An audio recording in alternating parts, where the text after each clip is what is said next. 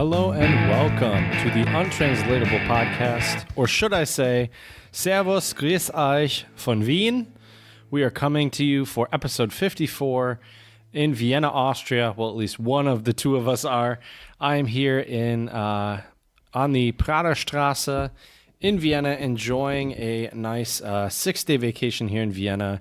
I've been trying to do my research for all of you out in the field to bring you some good tips and tricks of things to do and see in Vienna.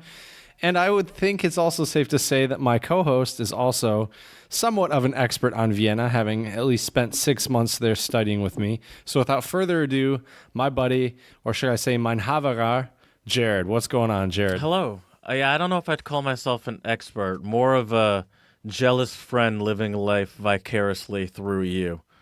That's fair. That's fair.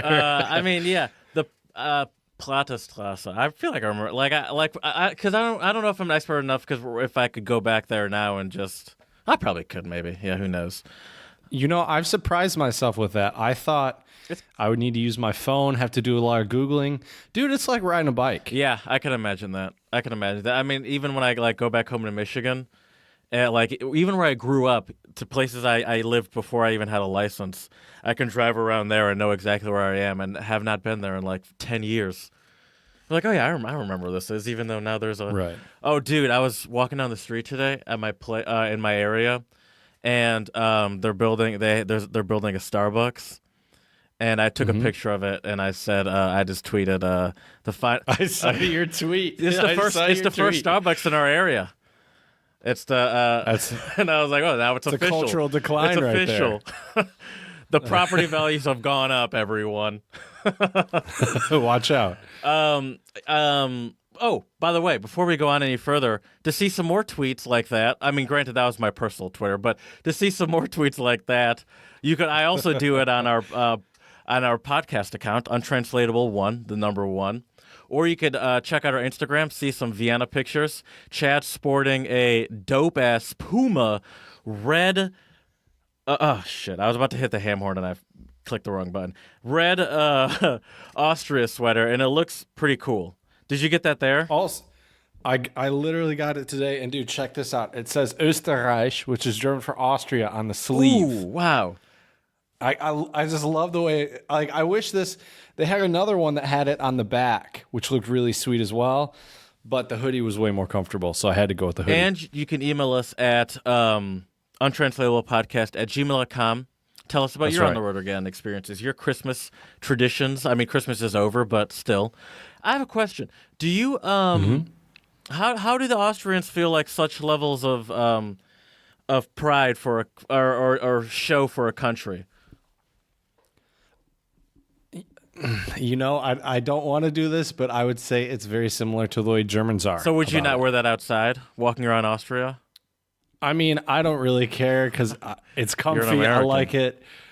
That's also true. And I also do watch Austrian soccer, at least the national team play. I gotta support David Alaba, who's a left back from Bayern Munich. Mm-hmm. He's been one of my favorite players ever since he started playing. At this point for Bayern too. Right, and he was, I think, the youngest national player that played in like the top team in Austria. I think he was like 16 or 17 when he debuted. Yeah, I can't even imagine that, man. Like 16 and you're playing with guys who are in their like 20s and 30s. Well, Mbappe, the kid now that plays for PSG, just won the World Cup at 17. Right. And not only that, he was a star player for the team. Mm-hmm.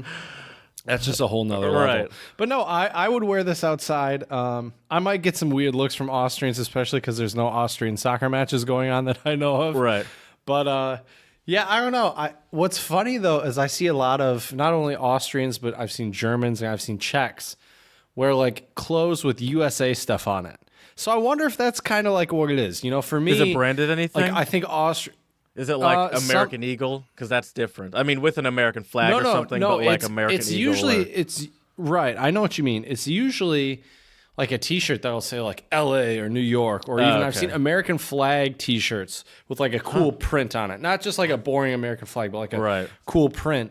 And I've seen Germans wear these like that or something, or like right, exactly, locked and loaded, exactly. But the thing is, like, I think it's just for me as an American, Austria is a place that's really cool and really special. You know what I mean? If you grow up in Vienna, you know, yeah, you might still love the city, but it's a different. Sadly, we take things for granted when we've been around them for too long. Yeah, you know what I mean? For sure. I was just thinking that today. I went to the grocery store or something. I went to go get the beer of the pod. And on the way back, there's this church that's not the one I put on Instagram, a different one that's literally right across the street from me. And I just looked at it. I was like, that church is amazing. And it's literally right across the street from me. Oh, wow. That's and crazy. I'm like, that is a pretty cool church. And yeah, no, I mean, I get that. It's, you know, when you just live there, you just, like, if people walking past Stephan's Dome or any place in Europe where you live anywhere and there's amazing churches or cathedrals, and it's like, yeah, you just get used to it. Even though, I mean, I think people can still recognize that that's cool, but you don't have to stare at it every day if you're going to work or whatever. Exactly. Speaking of churches, by the way, buddy, I woke up, I went to bed last night around, I think, midnight or so. And this morning, I didn't set an alarm, but the church, which is right next to the apartment we're staying at, woke me up at like 8:30 or 9 o'clock. Mm-hmm. Okay. Those church bells are just super loud. Yeah, at 9 o'clock, sure people who you said? I think so, okay, yeah. Okay, I'm surprised at least he slept through like 5, 6, 7, and 8. Which, yeah, I don't get how that worked at all. I wonder if they have some sort of setting so it doesn't ring from like midnight to 4 in the morning or something. Oh, I'm sure they have. I wonder if there's laws for that. I feel like there would be. I don't know. But usually you never asleep. Right. Me the too. church actually right across the street from me plays bells too. They're not that loud. I can hear it from time to time if I'm like in a certain spots in my house or my apartment. But like, you know, I don't. You know, it's not as bad as I'm sure that yours are. Because this is not a Stephan's Dome level church that we're dealing with here. It's just a nice little thing going on. Right, for sure. So I'm officially on like a Christmas break right now, I'd say. I mean, it's vacation that I have earned for working, but I don't go back until like after New Year's. And So what are you going to do to fill the time? Dude. A little part of me wants to be like, can I just come in and work? Like... and this is why I need to go home for Christmas. Not for my family, but just to regulate the gluttony that's happening in my home right now. Dude, I slept on the sofa last night just because I didn't feel like putting sheets on my bed. I took them off because I had to change them, so I took them off. And it was like late, and I was like, I'll just sleep on the sofa. I have this comforter that's perfectly fresh that I had cleaned, and I was like, I'll just do this. And then yesterday, let me just run through some of the things I ate yesterday. So, by the way, I didn't eat until like this is also a weird level of laziness is the not eating part of it, not just the eating part of it. First, I'm too lazy to eat. Right. And then once I do eat, it's like, all right, now it's just overload. So I had frozen pizza, half of it to be fair, frozen pizza. What kind of frozen pizza? It was literally generic grocery store brand because it was 2 for $10. But I season it myself. I'm a professional. Nice. What were the toppings though? Oh, it was just the meat situation. So pepperoni, sausage, like probably 3 meat and nice. the other third meat is, mystery meat. How do you season your pizza? I want these insider tips powder, from a pro. like some Italian seasoning, and usually I put some red pepper flakes, but I forgot to do that yesterday. You got to get those red pepper flakes. Yeah, I forgot. I realized after, like crucial. as I was finishing, I was like, shit. I had a Pop-Tart after that because why not? Didn't we talk about Pop-Tarts on one of the other episodes where you just randomly? I think I'm in a downward spiral health wise. Although today for dinner I'm having steak and just broccoli and that's it. So I feel good about that. Oh, nice. I need to get back onto, especially going into 2019. I need to get back on track. I only went out of track within the past like 3 days. By the way, this is all because of this freaking holiday. Anyway, oh, and then a couple hours later, I was still a little hungry, so I drove to Wawa, which is obviously a very popular local chain here in the Philadelphia, Pennsylvania area, and I got a hoagie, which is just a large sub sandwich, and then I came home and I had a Dale's beer and a hoagie. Nice. And then I fell asleep on the sofa. because I didn't feel like changing my sheets. But now I'm doing all my laundry right now, and I'm just like and I'm like, even though I'm not going to work on Monday because it's Christmas Eve and I have it off, I'm still I need to. I think there's something to finding that order when I don't quote unquote need to have that order. That's the real challenge. Right. That's the real sign of self-control, not going to work and sticking into this routine that requires me to not drink a beer at, 12 noon with my lunch. Right. I don't want to sound like an alcoholic, this is great. but right, for sure. I'm not trying to sound like an alcoholic, but I've definitely had a beer with my lunch in the Czech Republic before. Yeah, I mean, I've done it before. Yeah, I've done it before. It's just more of how often are you doing it and why you're doing it. But if you're on vacation, right, or if it's part of the, it's. And by the way, one beer, who cares? I'd argue that's better than one Coca-Cola. Probably, you're not wrong. So get that liquid bread. That's for sure. So you're in Vienna right now. You're on the road again, sir. As we obviously know. On the road again. I need to redo my places that I've never been. So it goes on the 2 pages now, and I have 2 colors right next to each other, and I guessed that was going to be the on the road again, and I was right. Oh my god! Oh, nice. My heart is beating real fast. Anyway, you're on the road again right now. You got to Vienna yesterday. Yes, sir. Which, for people listening, time-wise, that doesn't matter. But for what I'm going to ask you right now, it's relevant. Did you hear about what's been happening in Vienna recently, crime-wise? Are you concerned? Now you got me scared. No, what's going on? There was a deadly shooting in Vienna that happened right in the city center. So, this is from the telegraph.co.uk, just for your safety and for, we're not just about language and whatever else we're about. We're about news and hard-hitting facts to keep people safe in this world. Especially meme news. You're in Vienna, obviously a very dangerous place. Well, five hours ago. Ooh, all right. I'm listening. I think you just read the story, take it away from me like that. Okay. Austrian police. So this is from the Telegraph.co.uk. Austrian police believe that a bloody feud between Balkan mafia families broke out onto the streets of Vienna on Friday, December 21st, when 2 men were gunned down in the heart of the Austrian capital. One man was killed and another was hospitalized with life-threatening injuries when a gunman shot them as they left a restaurant less than 200 meters from St. Peter's Cathedral, Stephansdom, in Vienna city center. A third man, who had been dining with the victims inside the packed, guess where, what kind of restaurant? Probably a schnitzel place, like it's Vienna. Was left uninjured. Police were able to detain him at the scene and question him as a witness. Panic briefly spread through the city center as locals feared a repeat of a gun spree by all right, that's all we need to. There was something that happened in Strasbourg. All right, that's all. But yeah, essentially there was a little feud and right in the city center. I mean, Stephansdom is literally like you could just say that's the center. Like that's literally just the center. Oh, for sure. Like if you were to say meet in the center, how about Stephansdom? Everyone would be like, okay. Yeah, and you can get anywhere from there. So yeah, that's a crowded scary, place. Dude. We've been walking around Stephansdom today and yesterday. Oh yeah, you got there the day after that happened, I believe, though.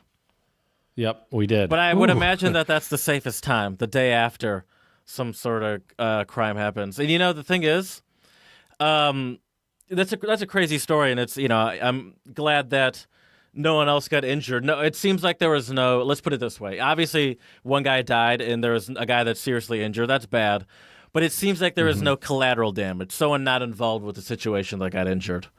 So that I'm happy about. And stories like this are a big deal in Vienna, and I think it's put into perspective when you hear something like that in America. It's kind of like, this is another day. Like, that's the best you got almost as far as shootings go. It's like one guy Right. died and another guy's like might die. It's like, okay, I mean, Well, I think it happens was every carried day out, here. but see, I think it was carried out by a hitman. yeah, no, it does seem it. I mean, this is clearly this is also this is a very different thing because it's clearly some sort of crime relate, like some sort of larger, I assume, gang related situation. I mean, they say mafia, so that's gang. Right. Yeah, it's a gang related thing. It's not even like some sort of. It's crazy, but yeah, let's just keep your eye out there, Chief. You know, I will. That's pretty crazy. On the road because you're on the road again doesn't mean shit can't go. That's Dicey. that's true.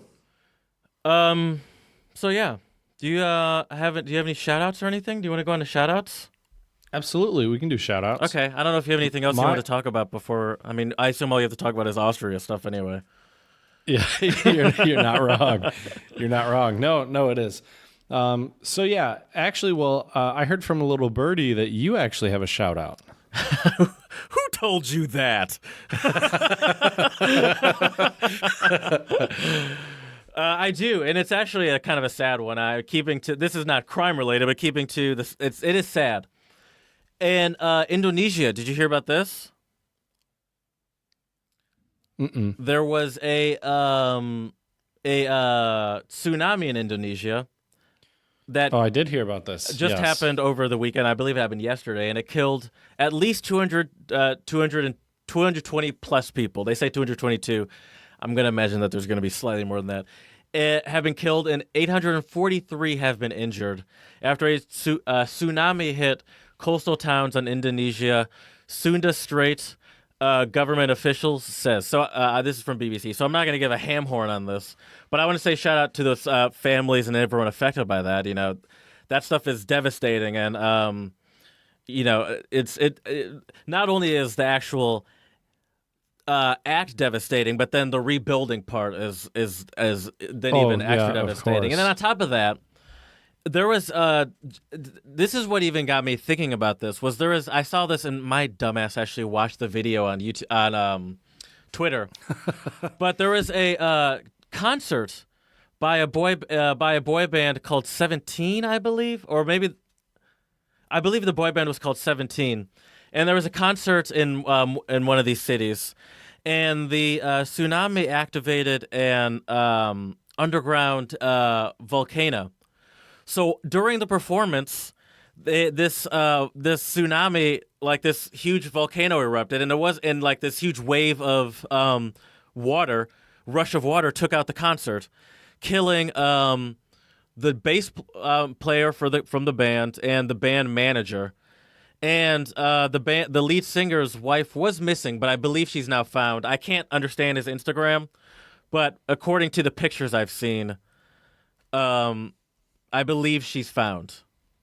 So That's great. So I guess that that's good news, but it's just I mean that stuff's terrifying. At a concert, having fun, seeing your favorite band, and then just literally out of nowhere. I mean, obviously no one knew this was coming, and and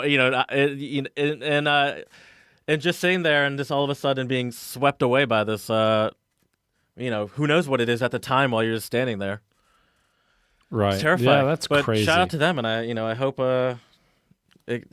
everything's as good as it can be. Obviously there's destruction, but Absolutely.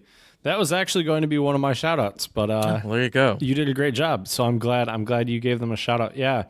We are definitely hoping for the best for everybody in that situation. Mm-hmm. So my first shout out goes out to Mr. Revenant Leonardo DiCaprio. He raised $100 million to fight climate change. Raised $100 million. Yes, sir. Mm-hmm. What? So I think that's pretty amazing. Raised $100 million to fight climate change. You know what? And so, I think is Go ahead. one of the best parts of being Leonardo DiCaprio and raising that money is I bet you a good bit of it was raised through fundraisers that were essentially just parties that you invite your rich friends to, and they give a bunch of money, or they do like some sort of auction where they auction off, stuff that people pay way more than it's worth. Hey, and I'm not. Listen, I'm not shitting on it because the dude raised over $100 million that he's donating. Right. But it seems like it's funny. probably a It's really fun funny way you to do mention it. that, Jared. Right. Well, it's funny you mention that because right here I'm reading an article by metro.co.uk that says that Leo helped both events raise millions, donated his own funds, Of course. auctioned off his house, and had speaking roles in both programs. Auction off his house. I want to see that thing. Right. Auction off his house. Just the way they say it makes it seem like now he's like living in some sort of like studio apartment somewhere. Right. Oh man, that'd be crazy. That would be crazy. Move back in with his parents. Exactly. Granted, he My bought them a last shout villa. out. Maybe, you never know. My last shout out goes out to the brewery Sierra Nevada. They they have a beer called Resilience, which every beer that is bought, money will be donated to raise money for all the wildfire victims in California. Oh, cool. There's I typed in Sierra Nevada on Google and the first thing that came up was Resilience. There's a speaking of that, there's a guy a car person that I like. He bought this super cool Lamborghini Countach, like a $300,000 Lamborghini. And he's raising. He and his like super cool like photographer friend are taking these pictures of it in the California hills, like behind like the haze of the fire, and it's these cool postery kind of pictures, and they're selling them and donating pictures to the California Fire Foundation or whatever. And That's awesome. I might buy one because it's a super cool poster, and it's like it's for a good cause, and if it's like $10, why not? Right. Yeah. Daddy's Yeah, I gotta agree like with that. that. Hey, listen, I can drop $10. Whatever. Whatever. Right. Not to Nothing brag. wrong with that. But the Untranslatable Podcast has been doing well. And speaking of doing well, I think it's time to celebrate our good fortune, unless you have any more shout-outs. No, and I was actually hoping to use that shout out to segue us to our beer review of the pod. Yeah. I'm excited to see what you have for us today, Jared. So I like to find the local stuff because I like local stuff. I mean, we were talking about the California. People like to support local causes. I like to think I'm no different. And this beer is from Conshohocken, which is a city in Pennsylvania, slightly outside of Philadelphia. And this beer is called Puddlers Row. I wanted to switch it up because I tend to get a lot of IPAs, and I realized I do that honestly just because that's what I tend to like. And I thought there are other people out there. This is not just about you.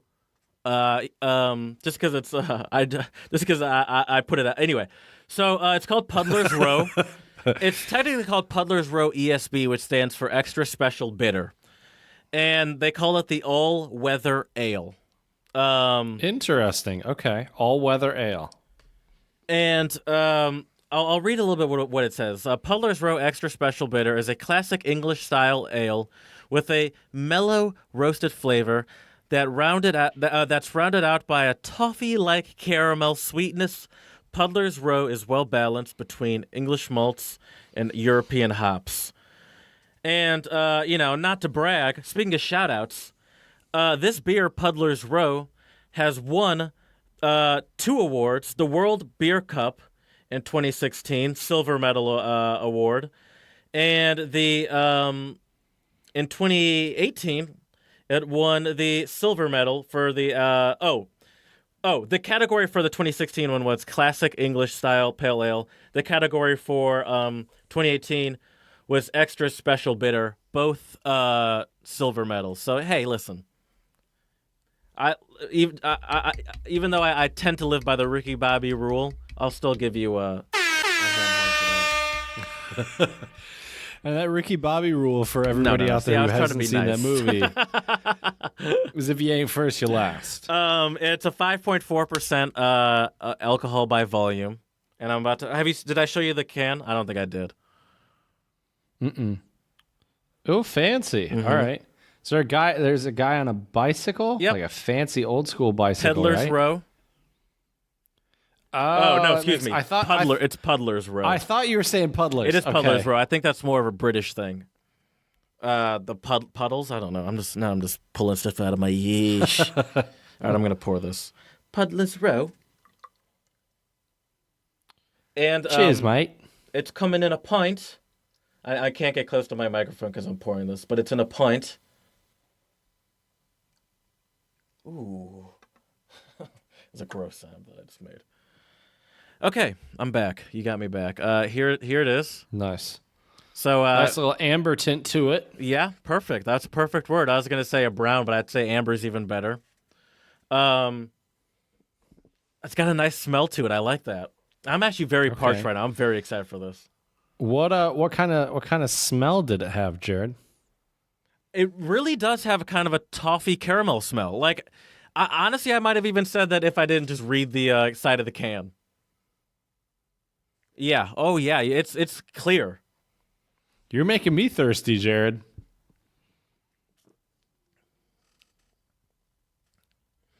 Ooh. So, it's definitely got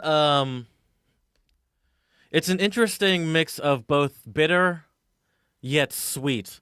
So, as I mentioned, that it's got a slight little either coffee-ish taste, but maybe that's just the bitter mixed with the toffee. But this is good. This is usually not my go-to, but I think I'm a very narrow-minded orderer of things. Like when I go to a restaurant, I tend to get a place that I like to go to, I tend to get the same thing, whether it's food or a drink. It's like, oh, I love this restaurant. I love their this. I'm going to get that. So even though this is not something I would usually get, I can respect and understand the merits of this. And much how when you're a kid and you first try any sort of alcoholic beverage or anything that's foreign to you, you're like, ooh, that's kind of gross. But then you grow up a little bit, your taste buds become a little more complex. I could see this beer growing on me in that sense. So right now, I'd be like, it's a little bitter, and there's a long aftertaste. I can still kind of taste it, but I could see myself growing on it, and I could see why this is a award-winning beer. I get it. I like that taste. Would it get any special Jared Beer Review of the Pods awards right there? Would you say that is the number 1 all-weather beer that you've tried before?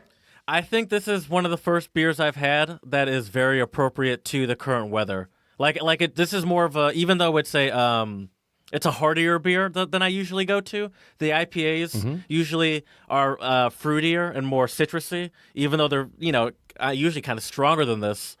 They don't feel as strong. They're not as hefty, and so. This is, right now, it's actually a beautiful day today. It's sunny out. I'd say it's probably in the low 40s, high 30s, but it feels warmer than that because it's super sunny, it's very sunny out. And this beer is just very appropriate for going into a pub on bundled up and going into one of those warm, overly woody pubs. Oh, nice. You know what I mean? Okay. I could just see this fitting into that aesthetic very well, and I enjoy this beer, and I would recommend this to people, even though it might not be my first go-to personally. I still am going to enjoy this one. And I think that's a fair review. Nice. I like it. I'm not a big IPA guy. This is not an IPA. Or not a huge lager guy either. Or it's an ale, isn't it? Yeah, not it's more like lager? a British style ale. Okay. I think I'd still give it a try. After listening to your review, I would be down to give it a try. I don't know if that was a review or an attempt at poetry or something. I'd start telling stories about my youth. Right. Still not like my Krushevitsa review that turned out to seem like a radio advertisement. So I was impressed. Could be that worse. was impressive.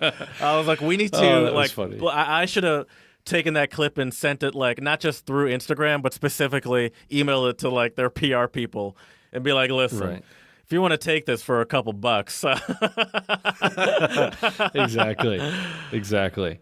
So yeah, are you one to go to a British style beer like this?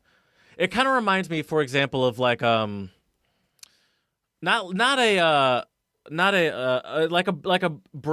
brown beer, like a brown ale or something like that, but a little lighter.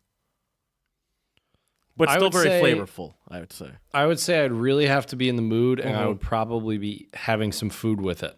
Yeah, I think this would go good with food. And I think you make a good point about being in the mood, is that explains how I feel very well, is I like this, but as I said, it's not my go-to. So, like, if I'm like, yeah, like, I know I like these beers, but I feel like trying something new. Why not? All right, let me put it this way. If I'm in this kind of mood, Many fregista. then I'll be like, you know what?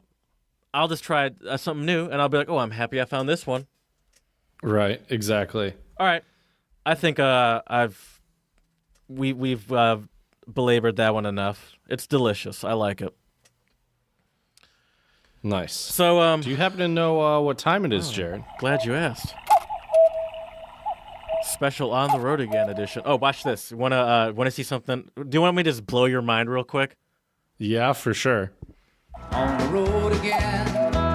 Ooh, Going places double I've never whammy. been. All right. Lily's helping us out with these untranslatables this episode. I love it. Oh, that love it. was great. That was great. That is pretty awesome. So I actually don't have a lot of untranslatables today. First one's actually quick, and this is this is more of a which do you prefer? Okay. Ich hab kein Lust, or Oh, okay. ich hab kein Bock. Keine Lust. Really I would say keine Lust. interesting. Kein Bock is really German to my ear. But isn't Bock what they say in Austria? I've heard maybe. I thought that's German. I thought Lust was German. I thought I think it's the other way around. I think it's the other way around. Let me see. I'm doing some googling right now. All right, let me know. I'm not. Now you got me. Now you got me questioning my intuition. Let's see here. Well, here let's just do Lust. First of all, can you explain to our listeners what those sentences mean, Jared? I'm just sitting here in silence, staring at my beer. Well, they both mean the same thing, and they mean the way I said it means I don't. It essentially means do you feel like it? So the way I said it means I don't feel like it, and so it's like hast du Lust, blah blah blah, to do something. Like, are you interested? Or do you feel like doing something? It's essentially, yeah. I guess I think the perfect translation would be, do you feel like? Yeah. Mm-hmm. I would agree with that. I'm trying to find it. Oh wait. Ooh, you might be right. You might be right, Jared. Oh. Because I'm looking right now. Let's play a game. Let's play the game Beat the German Teacher. Right. Let's see here. All right, hold up. I gotta say, I love the find function. Oh yeah, for sure. Okay. By the way, this is the Bock most. auf. If you know the Go ahead. expression Lust haben, to want to do something, to be up for something, the phrase Bock haben means roughly the same thing. Not really up for that day trip that your German-speaking friends are organizing. Ich habe keinen Bock drauf. Really? Interesting. Now Chad doesn't even trust this I've heard- website. This is the most Interesting. research Chad has ever done on any topic. That's right. 2 master's degrees later, and this is the most research I've done. Chad Interesting. Chad looks like his whole world's just been blown. Look Yep, at you. It has. It has. That's really. I've heard a lot more Germans say Bockhaben than Austrians. Do you have to like Interesting. file a official do need to apology file a to complaint. some students? I mean, this is an Austrian website, so I'm assuming they're Okay. right. Well, that's So that's I'll who you give should you go that. to. Right. Exactly. There you Huh. go. And that's what I even Interesting. thought Okay. beforehand. I always to be fair, my main reason, because I don't, as I mentioned on our last episode, I don't claim to really be a like an Austrian German expert. I picked up words and phrases when I was there and all that stuff, but I'm not good at it, and I don't know all the phrases and what everything means. But I'm pretty good at standard German because that's what I grew up learning. And I remember learning Lust and using Lust all the time when I lived in Germany, in Düsseldorf, which is Right. usually just your standard Hochdeutsch. So Right. Interesting. I'm doing a little more research on this because this is fascinating. Jesus So here, Christ. I just found a Just believe website. it, baby. I mean, I do believe it, but I'm curious. where it comes from. So woher stammt can I eigentlich say this, though? Bockhaben? Where is it from? Yeah. Can I yeah. say this? Mhm. I'm going to have to ask you to do minimal research because what I've noticed when we do these episodes when you're not in your apartment, I feel like I can almost tell when websites are loading on your computer, and I'm not even kidding. Like you always seem to break up as you're like reading websites to me, and I think it's because they're loading and messing with your shoddy internet. And I seem like I always notice when you're going to websites. So just throwing it out there. I mean, I'm not telling you not to look up stuff, but just keep it to a minimum because I do notice that. Huh. Interesting. All right. Well, either way, I trust you, and I also trust this Austrian website. What other untranslatables do you got for me, Jared? Just one more, and it's German. I'm curious if you've heard this one. Speaking of trying to stump you, I think I've been in a try to stump Chad mood because I just realized that that's the point of this untranslatable as well. Da liegt der Hund begraben. There lies the dog buried. Have you heard that before? I don't know if I've heard it, but I think I know what it means. So I'm going to take a stab at it. Go for it. Doesn't it just mean that that's the end of that? No. Okay. No. What does it mean? It's more so.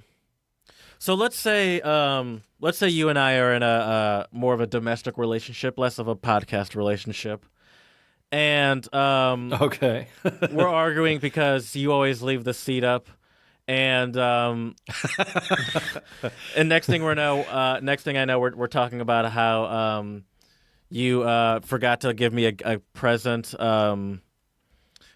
like 3 years ago. And and then I'm like, okay, so that's where the dog's buried. Oh, okay, gotcha. Okay, it's like now we're getting to the heart of the matter. Like, oh, okay, now I'm seeing what it's really about. Like now we're finally figuring out what this is all about, kind of thing. It was at Christmas 3 years ago, wasn't it, Jared? I knew it. It was like you said you were happy with the $25 Amazon gift certificate for our 10-year anniversary. You said you wanted a new spatula. This is a great spatula. That's right. Da liegt der Hund begraben. That's good. I like that. All right, Jared. Well, I have some special Wienerisch words for you. Okay. What goes around comes around, buddy, and it's time to try to stump you. I'm going to start off easy for you. Okay. And eventually get more difficult. So the first one, I know you know this one, but this is a really good one for all of our listeners out there, especially if they go to Germany or Southern Austria. And the word is Wurst. I think you meant Austria or Southern Germany. Thank you, yes. That's correct. I had to pause for a second. I was like, Southern Austria. Anyway, Wurst. So you said it very specifically, and I feel like you're saying it because you're not talking about the actual sausage. Nah. But rather how people say, das ist mir Wurst, which means in German, if for example, I spent time in Düsseldorf, Germany, and they would say, das ist mir egal. And that means that... Which means what? It doesn't matter. But everyone knows that Wurst means sausage as well. So it essentially means that's sausage to me, which means I don't care. It's just sausage to me. Right. Do you want to go see Deadpool? Do you want to go see Avengers? Wurst. Right. Doesn't matter. I don't care. Everyone's favorite thing to hear. Either one. I don't care. Okay, great. Thank you. That was very helpful. Exactly. I feel like that was one of the most useful phrases I think I learned while I was in Austria was Wurst. I can imagine you using that a lot. And it wasn't Wurst. It's Wurst. Ma Wurst. Wurst? You don't Wurst. But not Wurst. Right. I mean, you can still say it like that, but the Austrians would say Wurst. Wurst. I feel like I'm saying it different every time. Maybe. Who knows? I can't tell. The next one, if you were paying attention during the introduction, you can probably guess what this one is. I never pay attention. Havere. I did hear that. I've never heard that before, I don't think. Is that just... All right, take a stab at it. Havere. I mean, the way you said it, I believe you were saying it as like oida, right? Like kind my bro? Isn't that how you used it? Yeah. Havere is friend. Mm-hmm. Okay, I don't remember hearing that. Yeah, that's kind of tough to say, at least for my American my American programmed mouth. That's kind of tough to say. Right. Havere. That R in there is kind of tough. Havere. Right, but you don't give the ending doesn't have the hard R. It's not Havere. It's Havere. Havere. Yeah, it makes it a little easier. It just rolls off a little easier. And I believe it comes from Yiddish, actually. Okay, that makes sense. I could. I mean, I guess that makes sense. A lot of words sound familiar. I was like, oh, that sounds like it could. I was like, yeah, a lot of them do. Right. All right. How about this is an important word if you're in Vienna. BIM. Say that again. BIM. B-I-M. See, I've never heard this either. BIM is BMW. No, BIM is the Straßenbahn. Oh, is that how they say Bahn? No. BIM is the word Viennese will use for the Straßenbahn. Dude, I don't think I ever heard that when I studied abroad in Vienna. Because we were hanging out with too many Americans, man. Well, we always just used U-Bahn or Bahn or something like that. Straßenbahn, right? Exactly. Yeah. All right, Damn, Jared. That's so much easier too. Right. I think you know this one. Gema. Yeah. Is it like let's go? Yeah. Yeah. Gehen wir. Yeah. Gema. Uh-huh. Hit that ham horn, my man. That was one of the first ones you got besides words. And you know, the funny thing is, this is also, for me, the added complexity is hearing them out of context. Because if I were to hear that for sure. as we're all like taking our final sips of beer and putting on jackets and someone said Gema, I wouldn't even think twice about it, you know? Right. No, for let's sure. go.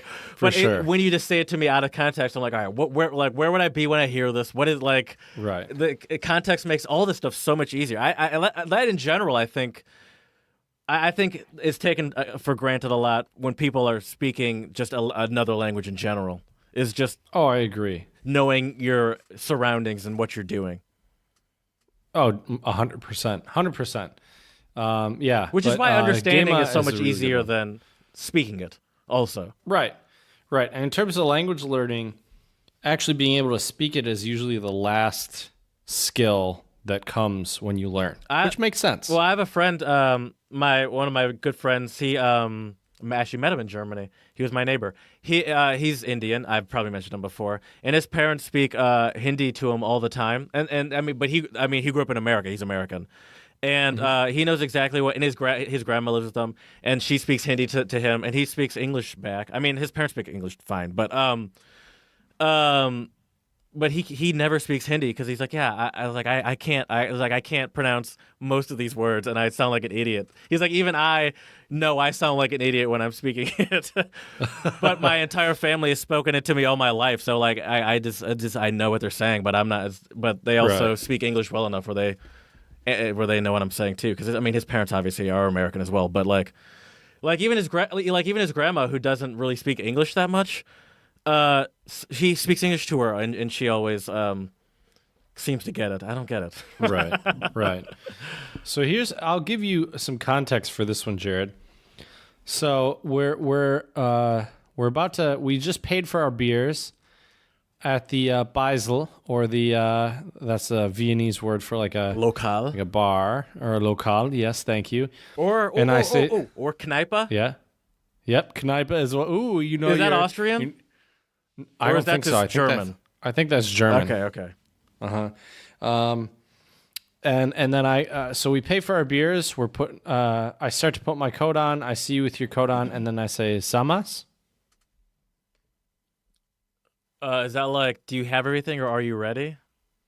Pretty much, are you ready? Yeah, very good job. Is that just a phrase, or is there any sort of is that like a translation or like a dialectal thing of some sort of German phrase that I would understand that's common? I think I want to guess it's like sind wir, but I could be wrong.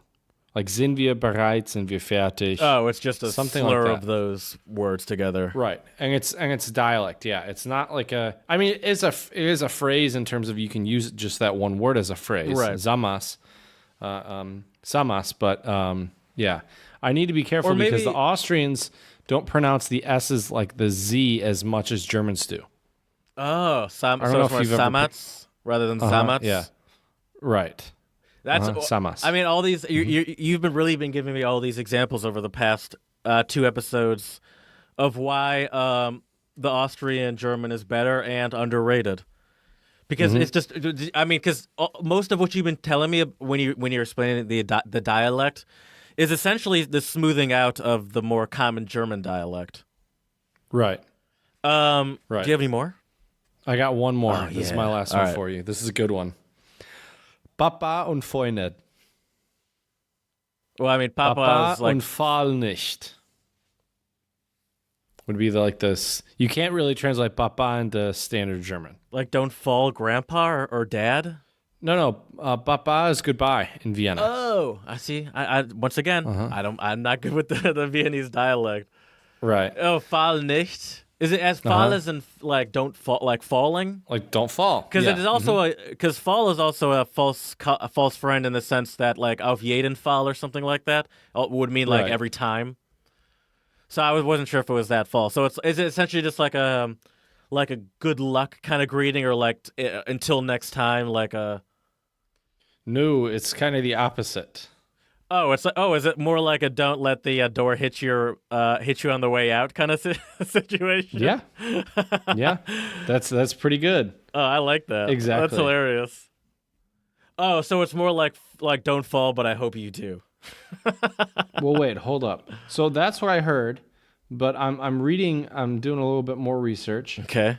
Once again, So here it's kind of. I think it seems like maybe as I told you, Chad. By the way, Viennese or the Austrians use this kind of half for fun and half seriously. But did I not just mention that you every time you go to some website and start researching stuff, you break up? You break up. Right. Yeah. It just happened, is why I brought it up again, and I didn't. Right. I feel like okay.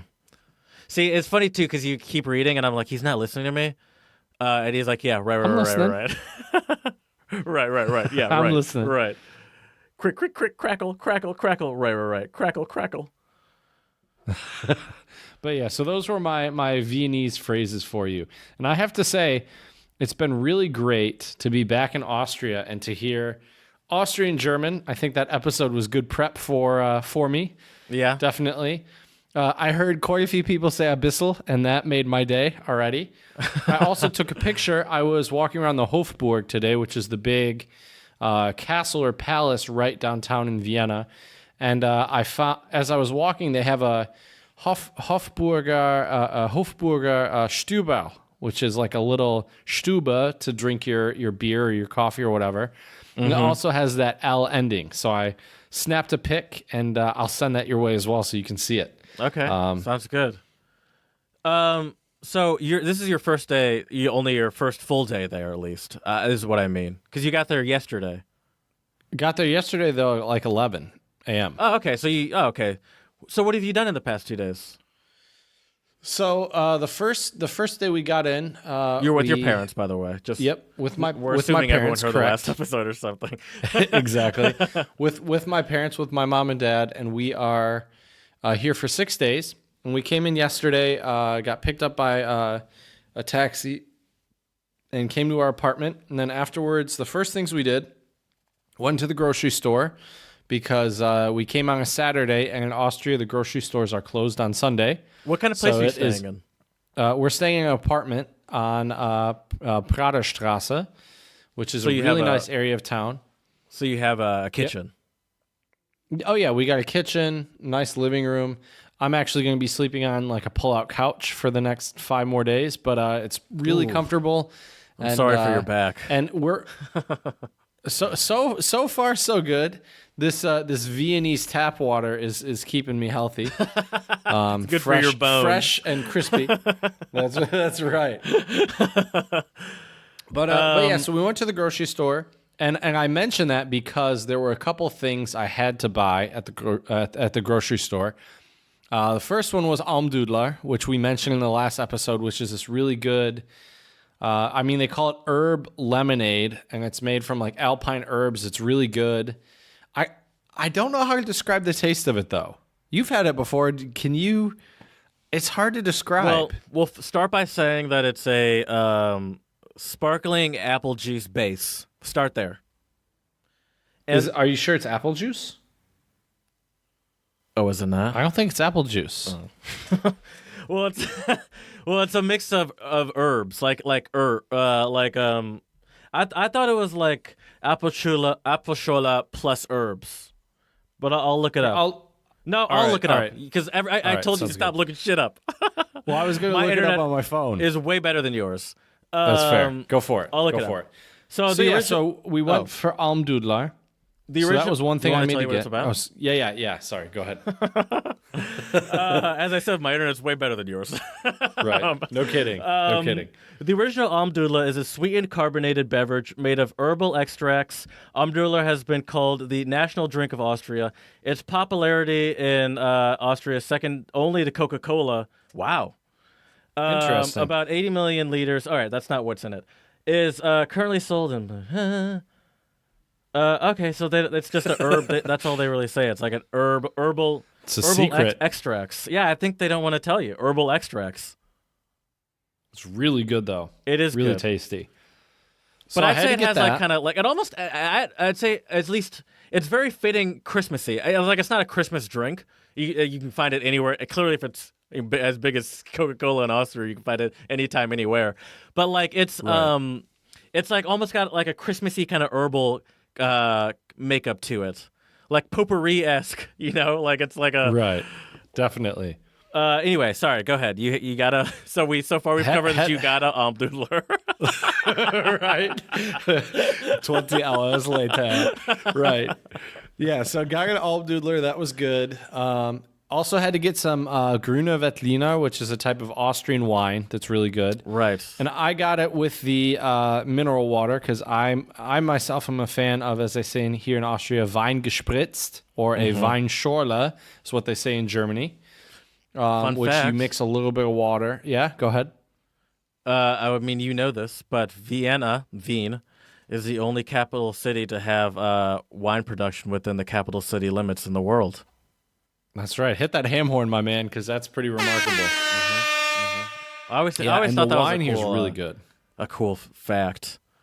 And there's these really amazing places in Vienna called Regen. Yep.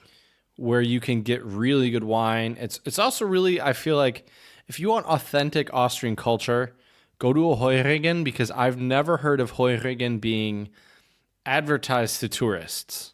Right? No. Like one thing I noticed today was we were walking through the Hofburg, and of course there are the guys in the cheesy Mozart-esque costumes trying to sell you concert tickets to this crappy touristy concert, right? Mm-hmm. And, these are always marketed to tourists, but you don't hear much about Regen. And the wine in Vienna and in Austria in general is absolutely amazing.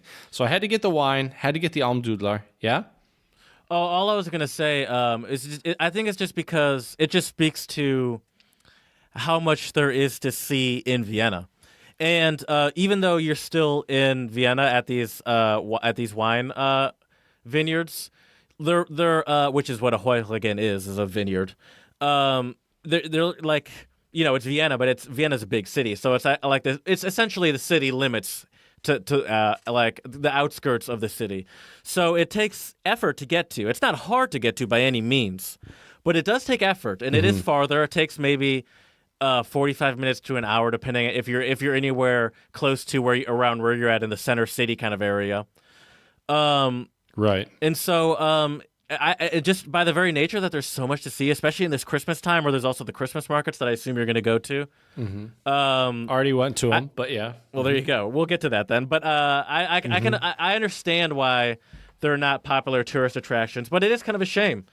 Like my parents went. Excuse me. My parents went there because they're wine people, so they kind of made a point to, just because they're kind of like, that's, at least my dad especially, that's like one of his nerd things. So and he's nice. And yeah, it's cool. I like that. So what else did you do? So the other thing we had to get was Zemel, or Brötchen, for our German-speaking listeners out there. Refer to the previous episode. That's right. Had some tasty homemade Zemel sandwiches with some fresh cold cuts, some really good Emmentaler Käse. I think that's Swiss cheese. Okay. It had holes in it. I'm not 100% sure, but it was good. And I think that was all I got in terms of Austrian stuff. And then today I made it a point to, if we're still on the same vein of food, today I made it a point to get a Käsekreiner, which for those of you who don't know what that is, Käse is German for cheese, and a Käsekreiner is just a sausage filled with cheese in it, and it's so delicious. I had one right at there's a really famous Würstelstand right behind the Vienna State Opera House, the Staatsoper. Oh, nice. It's a little expensive. I paid $4.50 for it. Yeah, €4. I mean, especially now that you've gotten comfortable with those Czech Republic prices. I was thinking That's the same thing today. You could order a pizza for that amount of money and get it delivered to you. Exactly. For less than that, maybe even. So But real quick, back to that Emmentaler cheese. According to the Wisconsin cheese man, Emmentaler cheese is not only Swiss cheese, but it's the Swissest of Swiss cheeses. It's the original Swiss cheese. So just throwing that out there. Thought that was an interesting fact. Good to know. And then, I had to get the quirky. Definitely learning all sorts of new things today. That's for sure. But yeah, so I got my Käsekreiner, and then my dad. Yeah, go ahead. No, go ahead. I keep interrupting. Just keep going. And my dad went to the art museum, the Art History Museum, which is right across the street from the Hofburg. And if you're in Vienna, you need to check out the Ring Street or Ringstraße, because I would say most of the really cool historical things to see are around that area. Obviously, there's still more cool stuff to see outside of the Ring, but if you only have a few days to visit Vienna, the Ring is a great way to cover a lot of ground very quickly. Well, that's a perfect example of what I was saying earlier about the Regen, is you can spend like a full week's vacation just walking around the Ring and cutting off from there. Because it really does. If it's not, if everything's not on the Ring, it's 5 minutes from it. Everything is at least not everything, but like so much history, so many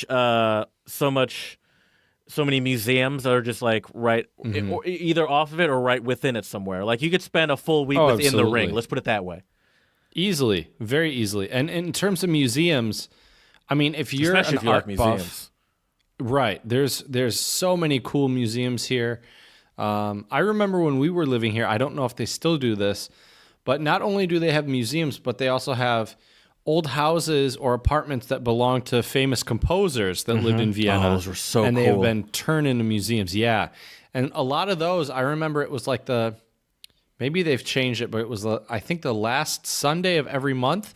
Like there were a bunch of them that were free. So I remember going into a couple of the Beethoven Häuser or Beethoven houses, because he moved around all the time. Yeah. I think he moved like over 19 times. Well, he was kind of a pariah, wasn't he? I've heard he was a horrible tenant to have. Yeah. Yeah. But he claimed it's because he was deaf, as we've talked about. I'm not going to shit on the guy. He's a genius, but and I don't know him. Right. He's probably both a genius and a piece of shit. That's very possible. But could be. I did love that. Every now and again I brag to my piano teacher about going to we also went to Strauss's house, I believe. Actually, we're right across the street. Oh, cool. Literally, I can look out the window and see in Austria, the other nice thing about visiting Vienna is all the historic buildings have a plaque and a red and white flag. So it's really easy if you're walking around, if you're not sure if this building is important or not, it will be on the front of the building and there will be a plaque. They'll let you know. Do your own self-guided tour. Right. Exactly. I'm just on the Ring. Do your own self-guided tour. One of my favorite houses that we visited was the Schubert house. Yes. That was a good one. One of my favorite, was that the one that had like the garden, or was that Strauss? I think so. I think the Schubert house had. I'm not sure. Okay. I believe the one that was closer to you, the one that was closer to, remember the Knuspeliges chicken place that I like to go to? Oh, yeah. I think the one that was close to there was the one that had that I liked. But I think more just because of the environment, or because of what we did, my personal favorite was Beethoven's. And that's only because it was the one that was in Heiligenstadt. And that's only because we were in a one-bedroom apartment and we had our class in there. Right. I think it was just the experience made it even cooler that we all just sat in a circle in this one bedroom apartment and we're reading this thing and talking about it. I thought that was the coolest. Right. Yeah, that was pretty sweet. I also really enjoyed the Mozart house as well. I don't remember. That was his. pretty cool. Which one was that? Did you took the Musik in Wien class with me, didn't you? Yeah. Did we go That was- first semester? Yeah, that was first semester because we went in chronological order. I remember me. Strauss. I remember who was the other one you just said? Mozart? No. Schubert? Yes, I remember Schubert. I remember Beethoven. Not Mozart. Yeah, Mozart was in the very beginning. But I'm sure if you explained Maybe- it to me well enough, I could remember it. I mean, it was in this small alley, and it was called Blutgasse. Oh, I remember the the name of alley. it. I remember the alley now. It's coming And back you had to me. go up this elevator. And yeah, it was awesome. So basically, if you were a fan of art or a fan of music, especially classical music, Oh yeah. Vienna is an amazing city for you, without a doubt. Or And even if they you're a fan of Mhm. like not, and I agree with you, but there's also if you're a fan of like nightlife or beers or like pubs and stuff like that. Like maybe it's not the best like you've been to Berlin, so it's no comparison as far as clubs go, but there are endless like pubs and bars and of all various. And I think what's also interesting is that there's all various like styles and like you can find Irish pubs easily. You could find just any sort of American places. You can find classic Austrian, classic German places. Ooh, watch out there, Jared. I mean, you can. Watch though. I out. mean, I just love the variety and Right. and the melting pot effect of that. Oh, there's always some really cool places to go to. And like you said, Vienna has, in my opinion, it has everything you could ever want or need. I would argue I'm- that it's a hidden gem. That Yeah? as far as tourism go, obviously they do fine tourism wise. I don't know a ranking where they rank as far as tourism goes. I could look it up. You can't look it up. I can look it up. Vienna tourism ranking. But I feel like as far as like what when I hear like people in America talking about where they want to go, I feel like it's underrated and not talked about as enough as an option. Oh, most definitely. Absolutely. I think it's just because Austria also sadly kind of flies under the radar. Yeah, that's a good point. People are talking about Paris, they're talking about Munich, they're talking about Berlin, yeah, Barcelona, yeah. Amsterdam, Vienna. Yeah, I You would can go on agree with forever. you. Italy, you haven't even gone to Italy. Right. Exactly. Greece. Yeah. There are a lot of places. I've heard Greece is not. I mean, I'm not gonna say Greece. I haven't heard Greece is a terrible place. I've heard it's not the greatest for tourism. Let's put it that way. Okay, interesting. I've never been there. So Well, I have no let me idea. clarify. Maybe most of that is referring to what's the capital? Athens. I think most of that Athens. might be referring to Athens. To be fair. Could be.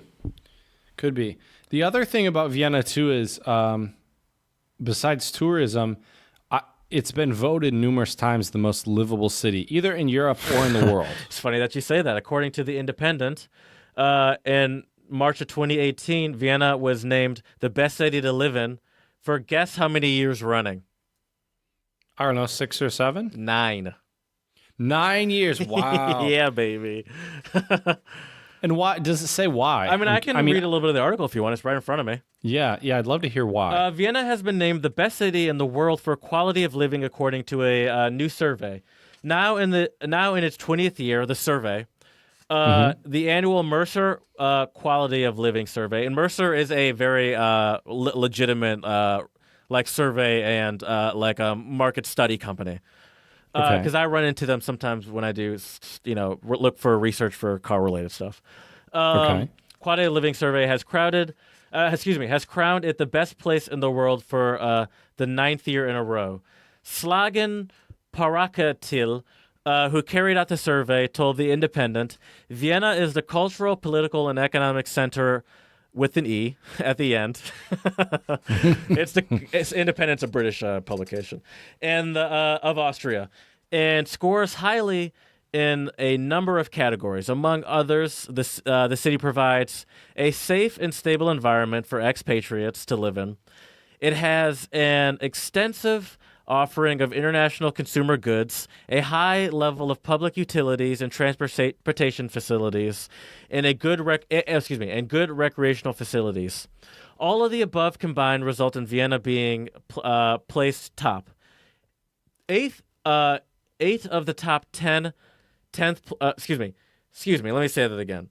8 of the top 10 cities in 2018 are European, with Auckland in New Zealand, Vancouver in Canada, and Sydney in Australia representing other continents. So there you go. There's more, but you get the picture. Okay. I mean, I can say from after having lived in Vienna for, I don't know, I think it was like 9 or 10 months, it was super easy to get around. The quality of food here, I think, is really, really good. As we've mentioned, that tap water, though. I'll say this. In all the German cities I've lived, not German. I hate saying German but like, there is like this German-speaking countries. Because these German-speaking countries do have like this, like, very similar mentalities and cultures to them, even though you can tell differences.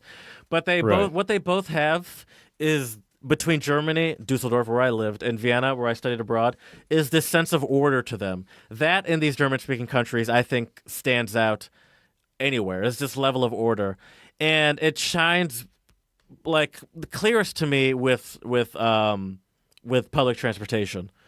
Because I've never had any sort of complication understanding like, it's all been very simple in all the German cities I've been to and all the Austrian cities I've been to. Like, it's just very intuitive and simple, where it's like, these colors break off here and then go here, and it'll all bases here, and this line means that these are all the major places where it all joins together. And it just and I guess it's also, I have to put it in context too. Because am I going to compare it to New York, a city that's like so much bigger than any of these German cities, right? Or like Chicago, which I'm going to assume is probably bigger than most of these cities that I'm experiencing. But still, I'm what I'm going to base it on is how much challenge I've had quickly adopting a new system, and both in Vienna and Dusseldorf, it's been the quickest. Oh, for sure. Yeah, I mean, the U-Bahn is super easy in Vienna. There are 6 Paris lines. Paris is confusing as hell to me, for example. Oh, Paris was a nightmare. Had I not been with somebody who lived there, exactly, forget it. Every time I've used it, it's been with someone that's known Paris way better than me. Right, exactly. And not only the quality of food and the transportation, there's always a lot of cool stuff going on as well. Whether that be like a festival at the Rathaus or City Hall.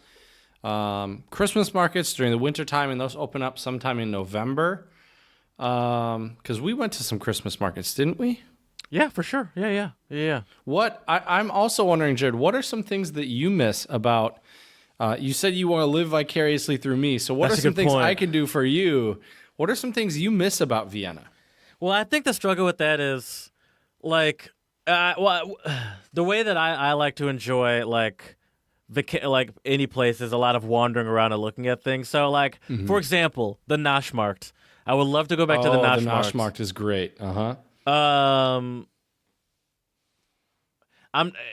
trying to think, because I wouldn't want to overdo it with the museums and stuff like that. But I think Schönbrunn, which is very easy to do as well. Schönbrunn's got to be one I'd have to go to. And then what's the one that we went to for class that has also? We went there also with our friends Alyssa and Tessa. Belvedere. Yes. That's amazing. And that's where The Kiss is by Gustav Klimt, yes. Der Kuss, which is plastered all over Well, we Vienna. know your dad's going to have to probably see that. I mean, he already has, but we're on going for this round trip. 2. I know he's seen it, but I mean on this specific trip. Right. See, that's the nice thing, though, about having lived in Vienna, and also my parents have been here before. We can really be a lot more selective now with what we see, which is really great. Because if you go somewhere for the first time, it can be difficult to figure out how to prioritize, your sightseeing adventures over one another. It can be overwhelming too. It's just like, what do I want to do? There's so much. No matter how much. I mean, once again, especially a city like Vienna. I mean, there's any city like any big European or big city. Like, there's so much to do. You have to figure out what is it that I want to do, and that's hard. And another thing I'd want to do is go to a good one of those good classy. Especially since you're with your parents. So if I were with my parents, for example, honestly, even if I weren't, schnitzel places. I believe it's called like Plachtau or it's by the so you know where the Staatsoper is, where the main train station is there. If you leave the train station and walk away from the train station in front of Staatsoper and turn down that little road to the right and walk down that road, there's a very popular. Are you talking about Figelmüller? No. But I'm not Figelmüller. I can pull it. Got me curious. Let's see if I can pull it up on Google Maps. Pull it up, because I'm curious, and I actually haven't had any schnitzel since I've been here. Well, this is a good place because it's a classy place, but it's schnitzel, so it's not expensive. You know what I mean? Right. But maybe go with your parents on maybe like the last day or something like that, and right. And so because you might not want to pay for it, but they can handle it. All right. So take me through as I'm looking through this up. Take me through some things that you want to make sure, because you've only been there for a day. Take me through some things that you have on your list of like I have to hit this up before I go, regardless of whether you're with your parents or not, just in general. Right. So number one for me was have some Sachertorte. That's one of my favorites. Had some Sachertorte yesterday, and I want to give all of our listeners some insider info. So real quick, that's another one. A coffee house or a cafe or whatever they call it. Yep, that's also on the list. I'll get to that in a minute. Sorry. You're good. I didn't think enough about all the things that there are to do. Right, that's the thing. I mean, you could spend a month in Vienna and still be doing different things every day and have a great time. I'm sorry. I'm going to try to stop cutting you off because I am curious to what you're about to say, but I just keep thinking of things. You're good. No, that's totally fine. So I had some Sachertorte, but my insider tip for all of our listeners is I personally, at least for my taste, I think the Sachertorte is better if you buy it from the company called Gerstner. That's what I was going to say. That's what I did. Right, because if I've tried it at the original, like the Sacher Hotel, which is where it originated, and it's just not. I don't know why, but it's just not as good. But I think if you get it at Gerstner, it's better. I think maybe it has something to do with the Sacher Hotel being. I mean, and by the way, I agree with you, but you're not going to go to the Sacher Hotel and be disappointed. Let's just clarify. Well, of course not. But it probably just has something to do with, even though they're the originators of it, just because they're so popular for it, maybe they have just a higher quantity that they put out. Could so be, just by the very nature of the higher output, it can slightly lower the quality. Right, and for all of our listeners who are wondering what Sachertorte is, it's a chocolate torte or cake with an apricot jam or marmalade filling, and it is absolutely delicious. Well, not filling, like a it's like a layer between the chocolate, because it's like covered with hard chocolate, right? And it's a chocolate cake, but between the layer of cake and hard chocolate is like a thin but noticeable layer of this jam that you're talking about. Actually, the layer is usually right in the middle. Oh, excuse me. So I'm sorry. Soft cake layer of apricot, and it then is very soft dense cake, but and delicious though. Great with a coffee or something like that, or melange. It's perfect with exactly. And that's the next thing I wanted to mention. Keep going. I keep cutting you off. I'm sorry. I realize how excited I am for this episode. Right. So I had Sachertorte yesterday. I probably will have it almost every other day here as well, if we're being honest. I've walked, I think, over 15,000 steps today, so I feel like it's warranted. I've earned myself some Sachertorte, and it is, in my opinion, the most Viennese thing, or maybe touristy Viennese thing. I don't know, is to have Sachertorte with a Wiener melange, which is like a coffee. It's coffee with milk. For those of you who don't speak French, mélange, I believe, means mixture, doesn't it, Jared? Yes. Mm-hmm. And it's perfect. And my favorite cafe in Vienna is Café Central, although Café Landmann is also pretty. I mean, really, you can't go wrong in most cafes in Vienna. Yeah, but they're just, even more than just the actual, because it is kind of, I don't want to call it standard cafe affair because that's downplaying it, but the food is really nothing special per se. But the torts. the cakes. But even more than that is the aesthetic. I mean, you're in these beautiful buildings. Oh, and, for sure. And just what you're looking at it's very, it's not it's expensive, but it's not crazy expensive. But it's like it's very like classy, and like the waiters and waitresses are very like proper, and in like tuxedos and shit. Right. So I found the schnitzel place, and I remember Fliegel. What is it called? Fliegelmuller, or what is it called? Fiegelmuller. That place is kind of similar to your Hotel Sache. Not that it's bad, but it's so popular that it's even hard to get in. Right. Because it is so popular. You have to make a reservation. So the one that I went to with my family, actually twice, was called Gasthaus Plachuta. And it sounds weird coming out of the mouth. It's actually kind of fun to say. But it's pronounced... How's that spelled? Plachuta. So, Plachuta. So I actually think I pronounced it pretty well. Yeah, you did. So look that place up, and it's $3 signs, so places to go with your parents.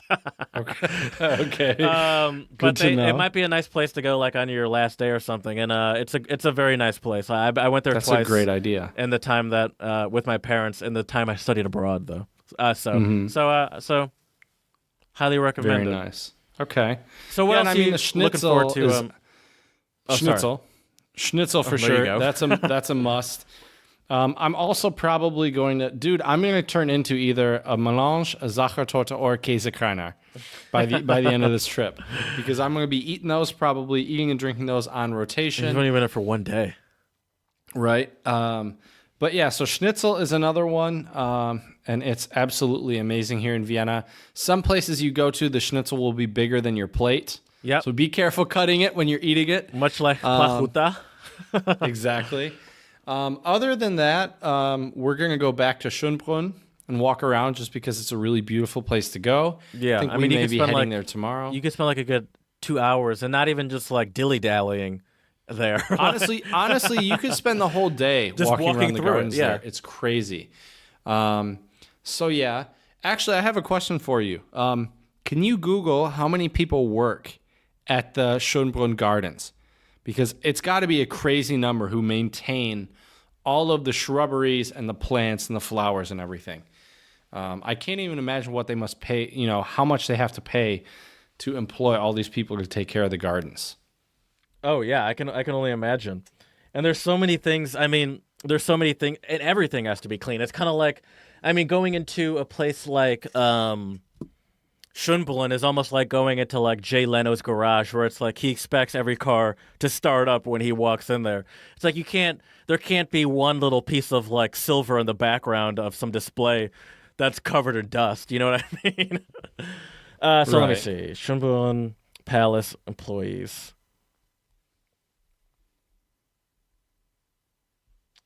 Let's see. So what are some other things? I'll get back. I'll let you know when I find it. Keep going. Sounds good. I also would like to see the Christmas market at the Rathaus at night, because the lights are absolutely beautiful when they're lit up. So that would be really nice. I'm also a really big fan of the Hundertwasserhaus, which is like this kind of trippy looking building that has all these different colors, and I think other than the windows, there are actually no straight lines on the building, which is pretty crazy to think about in terms of an architectural standpoint. I'm not familiar with that place. What's it called again? Hundertwasserhaus. Huh. I told you not to Google. I told you not to Google stuff. I told you not to Google stuff. I can hear it. Friedrich Hundertwasser? Yep, that was the painter and architect. That's cool. It's trippy looking, yeah. Oh yeah, and I see what you mean. Like, there's no really like hard like right. And maybe there are, but the way the paint is applied covers it up. That's and really cool. And I believe they're actually apartments. Like, people actually live there. Oh, I bet you that's crazy. Pricey. Oh, I'm sure it has to be. That looks really cool. Get a picture of that if you could, please. I will. I'm hoping we can head there. Another place I want to go is it's kind of like a museum. It's called Haus der Musik, or House of Music, where they have a lot of cool, like, interactive, hands-on exhibits and like really interesting stuff about composers that lived in Vienna. As we mentioned earlier this episode, you can't go wrong if you're a music fan and you're in Vienna. There's just so many awesome places to see, and this is one of them that I never went to, actually. So it's on my list. Do you someplace new now? Do you guys plan on going to see a opera? I could be wrong, but I think the Staatsoper is now. I think they're on break. Oh, for the So holidays? nothing at the Staatsoper, right? And I'm sure we could find other ones, but I What didn't about the bring other my big one? opera The Folks duds. Opa? Folksoper, I could check. There's even the. I think there's another one. Yeah, By the way, Folksoper is the other one. I could totally imagine you wearing a tuxedo with tails. You better believe it. Have you worn a tuxedo with tails before? No, Oh. no. And actually, crazy story. I don't think I ever told you this, actually. So the second semester I was in Vienna, sadly without Jared, which was such a bummer. That was during ball season, right? And so Explain that. I think that sounds weird if you don't. If you just leave that. That's true. So when I say ball season, I mean literally like going to a formal ball where people dress up in tuxedos. Yeah, imagine Cinderella or something like that. Exactly. And people are waltzing, and so the girl I was seeing at the time invited me as her date to the ball. So I went with her, and we went to go try to find me a tuxedo.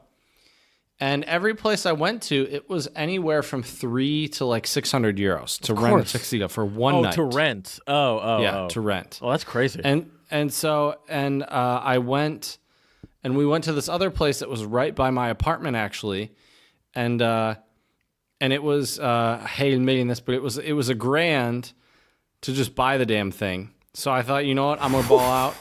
I bought it. But, I also used it for my senior recital. Many fregista. And I used it for my senior recital.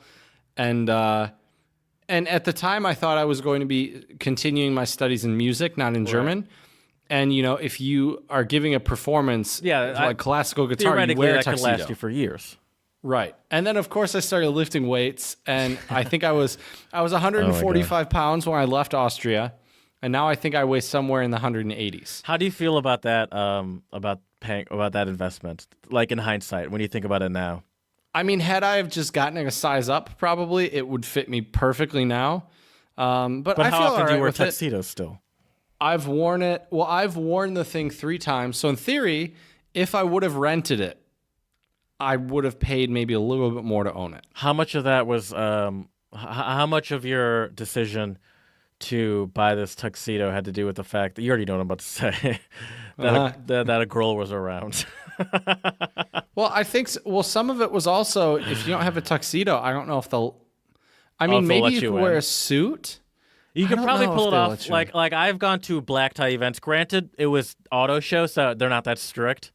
But I've gone to a black tie event and worn a black suit with just as kind of a extra nice dress shirt and a black bow tie. Okay. Can you Google something for me? Mm-hmm. Will they let you into a ball in wearing a suit instead of a tuxedo? Because I'm really curious now if they would let you. But I thought I talked to a couple Austrians and they said, no, you need a tuxedo. So yeah, I don't know. It's gotten some use. And I think the jacket still fits. I just can't completely cross my arms. Well, I have the dress code for you. Mm-hmm. Oh shoot! I thought I just saw it. Wait, what? It says dress code in the title. Oh my god! I'm so sorry. Here we go. Found it. Each Viennese ball usually adheres to a strict dress code. If you get the evening attire totally wrong, you may not be allowed to enter, even with a valid ticket. So good thing you paid. Drop that rack. Right. The dress code for elegant balls is usually long ball gowns for the ladies and tuxedos, tailcoats, or black coats. Black suits. So I probably could have gotten away with my black suit and a bow tie. Okay. Black bow tie, probably specifically. I of course stupidly had a gray suit, not a black suit. Yeah. So you at least needed a black suit, it seems like. So and my black suit's pretty nice too. So I think I probably could have gotten away with it. It's not $1,000, but it's pretty nice. With modern balls such as the Life Ball, the dress code can be themed and quite extravagant. A few balls, Jaeger Ball, Vienna Katreintanz, or Trachend Perchenball, accept elegant Austrian folkwear such as Dirndl dresses and Steyr suits. I like a dirndl at a ball. Who doesn't like a good dirndl? Yep. Dude, I will tell you right now, dirndls are my weakness. My ultimate weakness. Is it dirndls that are your weakness or just boobies? I think. I would say the dirndl. Okay. Because I think the dirndl has a different effect. But yeah. It's the mix of the two. So that was I crazy. get what you're saying. Yeah. You're not an animal. That's true. I try to be civilized when I can. What can I say? So there you go. It seems like you at least needed to buy something. Right. I probably should have just bought a black suit in hindsight, but yeah, probably. Whatever. Life's short. I can't take the money with me when I die. Yeah, so. see, you're doing fine right now. That's right. Could be worse. But that was a really interesting experience going to a Viennese ball because it was actually a mask ball, which meant the women wore masks, and then at midnight they all threw them into the air. Like an Eyes Wide Shut. It was party. a masquerade, kind of, yeah. You realize Eyes Wide Shut is actually based off of a novel written by Arthur Schnitzler, who was Viennese, and the whole novel is set in Vienna. Oh, I have actually never seen that movie. I just know that they wear masks and it deals with it like it's an orgy or something like that. You should check out and the Tom the Cruise book. is in it. Right, the book is crazy. It's called Traumnovelle. Okay. By Arthur Schnitzler, Look at the and pot. it's a really good read, and it's a really good read, and it happens in Vienna, and some of the places you will probably even know. Oh, so That's why I enjoyed reading it, I'll reading. be like, oh, I know where that is. Exactly. But balls are really popular here in Vienna. A lot of people go to them. I have a friend who's currently working at IES, and she's been going to a couple balls as well. And they're really, I mean, now I get why people say to have a ball, like to have a good time, why they say that, because it is a great time. Right. IES is our study abroad program. Have you been seeing any people from our study abroad program, or have you seen, or are you going to see? All those questions in one. Going to see. Who are you going to? Who is he going to see? Thomas, and then another friend of mine who is, like I mentioned, working at IES. Who's that? Do I know this person? Christina. I don't know if you know her. Okay. But yeah, so are you that should actually be going to fun. go to She's a cool girl. like the? Are you actually going to go? Are you actually going to go to the study abroad like campus place? I'm hoping to drop by, but I think they might all be gone for the holidays.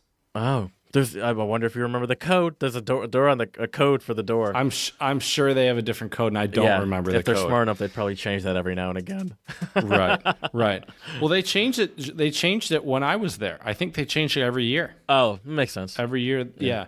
And I also need to email our old German teacher and see if she's around, because last time I was in Vienna, I met up with her, and it was really great to talk to her. Oh, I'm sure she's such an she'd be amazing happy woman. to have you. Right. So I'll have to send her an email too. But yeah, so it's been great though to be back in Vienna. There's a couple other things I want to mention, but before I do, are there any things that you would suggest if somebody had never been to Vienna, or like some must-do things in Vienna? Well, I mean, obviously it's Christmas market time, and Vienna it's known for their Christmas markets. They're all over the place. Mm-hmm. They're all over the place so much it almost feels like you can like go from one to the other and never like not be in one. You know what I mean? Oh, for sure. You can just stumble upon Christmas markets here. Absolutely. And like big ones too. It's like, oh shit. Right.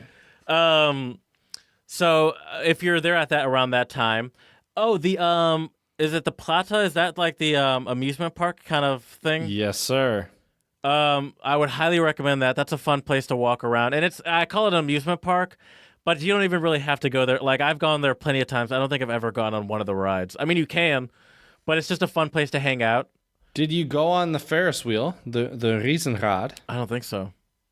Oh man, that's like a must-do is ride up the Riesenrad. Yeah, but I mean, it's I'm usually not one to. I'll go on a Ferris wheel, but I'm usually not one to recommend it because I don't I don't usually enjoy voluntarily putting myself in those heights related situations. I'll do That's it. fair. But I just won't recommend it. Right. Another thing It's kind of too, like you speaking of dropping the- 1,000 for a suit. It's like, I mean, I don't want to. I ain't no wimp. That's right. That's right. The other thing too in the Prater, if you're there not during wintertime, there's an amazing restaurant called Schweizer Haus, and they have delicious food, and that restaurant is in the Prater, and I would check that out as well. Well, there you go. Let me think of what else. I'm like mentally walking around the city in my head. Right. I mean, you could easily. The beautiful thing about all the I mean, this is not really for you. But the beautiful thing about the churches there is that you can just walk in and out of them and not even really, you can stumble upon half of them and just walk in and out and Right. realize you're in a church that was built in the 1200s. So that I don't even really have to recommend. Just walk in and out of those at your own discretion. And you're, Right. I mean, And you're bound to hit Stefan's- one. Go ahead. You're bound to hit one. No, please. Oh, no, you're right. And Stephan's Dome is right in the center, too. So you can't miss that if you're in Vienna. Right. Stephansdom and also Karlskirche are really beautiful. Yes. I'm a fan of both of those. That's for sure. So, Naschmarkt, I said that. And by the Naschmarkt, at the end of it is the Wiener Secession building. Is that giant Which- dome thing? Yeah, it has the golden dome and it has Mm-hmm. it has really amazing artwork from Gustav Klimt. And Vienna is an amazing. I should have my dad out here to explain this. Vienna is an amazing city in terms of art, and there's a lot of really cool what they call Jugendstil or Art Nouveau. Oh, yeah. Which I love. I love looking at Jugendstil architecture. I probably heard that and you word can at see- least no less than 65,000 times when I was in Austria. I forgot about it until you just Oh, brought for it sure. up. For sure. Right. Any other Okay. things you would recommend for people? No, not off the top of my head. I'm sure once you keep talking about stuff, I'll be like, that's good too. All right. Right. The other thing I would recommend is you have to go to the Staatsoper if it's open, if you're lucky, because I don't know what their season is, but they close and take a break for quite a while. But I know if you're there, yeah, go ahead. Are you allowed to just walk around even when there's not performances or shows? I'm not sure. I'm not sure. You might need a guided tour. Okay. I would assume you would need a guided tour, but I could be wrong. Probably. They probably don't want But people just wandering. Right.